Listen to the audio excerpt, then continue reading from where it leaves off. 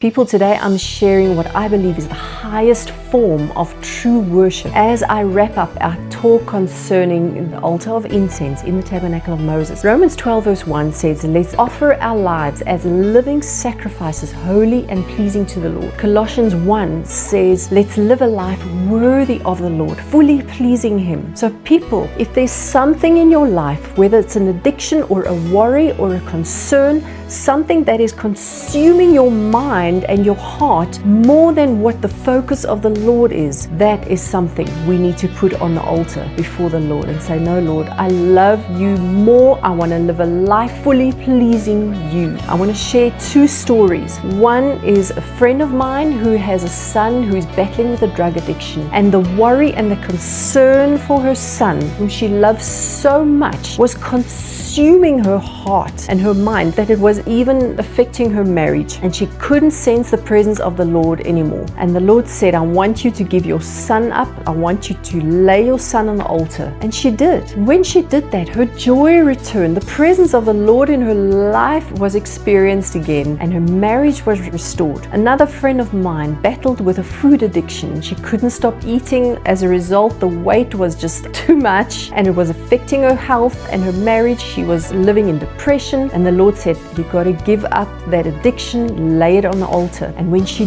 did, she even put a poster on the fridge that said, Lord, I love you more. Every time she wanted to open that fridge, she would first see that poster and said, Lord, I love you more than food. And eventually that thing broke in her life, and the Lord became her everything. So people, I want to challenge you, let the pleasure and delight of the Lord be your pursuit, even if it costs you to lay down on that altar something you hold dear. Let His pleasure be your pursuit as you live a life of true worship.